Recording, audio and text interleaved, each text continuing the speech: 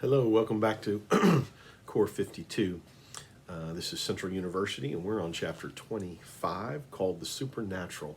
What an intriguing chapter for us as Mark Moore dives into different elements of the spiritual world. Again, because this is something that's hard for us to completely get, sometimes we shy away from it, don't understand it, don't think about it, don't talk about it that much. But we should not be afraid of digging into things that, though we may never get to full understanding, there is much there for us to gain by thinking about these things. And he begins by talking about, the idea of heaven and hell. And I want to focus for a couple minutes on just this idea of hell. Hell has come under much scrutiny recently. I don't know the history of that. I don't know if hell has come under scrutiny a lot through the years, but it certainly has come under scrutiny a lot now, and not just in the world, but from within the church. A lot of people have become more vocal in expressing their opinions or feelings about whether or not hell exists, whether or not there will be judgment like that, eternal judgment. And again, not knowing all the ins and outs of it. But it's important for us to think through these things because to not think through them or to just accept whatever drift is happening, whatever prevalent thought is happening in the culture can lead us astray. I like these words by Mark Moore on the bottom of page 168. He says this: hell is a buzzkill. Who wants to talk about it? For many, it's so offensive that they say with an air of superiority, I can't believe in a God who would send someone to hell. And Mark Moore answers, really? I can't believe in a God who wouldn't. For all our cultural discourse about social justice, how could we ignore eternal justice? How could a God remotely good ignore the pain and evil of the world? For this reason, the Bible's description of hell emphasizes justice and righteousness. And I love the way Mark turns that common thought right now about how could God send someone to hell and flip that a bit on its script and say, well, how could he not? How could he not deal with, bring about justice? And so I think that was a really interesting point by the author.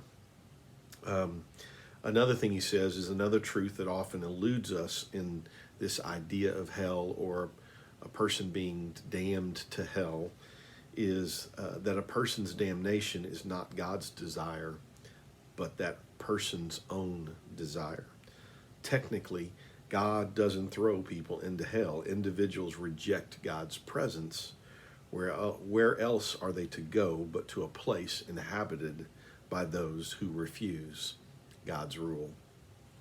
So I thought those were some good points about the whole idea of hell. And again, I'm not claiming to understand all the ins and outs of hell.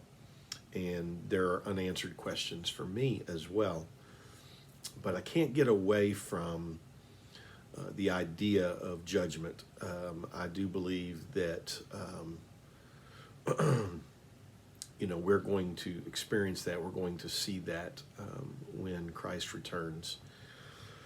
He talks some about demons, and a verse that obviously most of us are probably aware of is this verse from Ephesians 6:12 that says, we do not wrestle against flesh and blood, but against the rulers, against the authorities, against the cosmic powers over this present darkness, against the spiritual forces of evil in the heavenly places.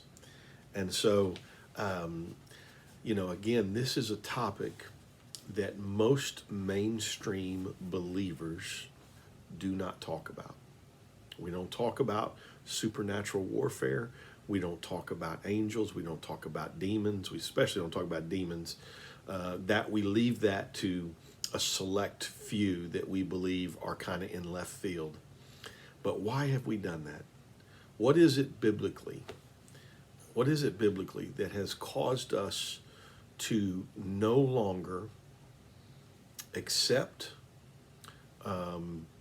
and think about and be aware and be prepared for demonic work in the world around us? What is it that we've done? Is there something biblically that has caused us to say, oh, yeah, that was just kind of a Jesus thing back in the first century?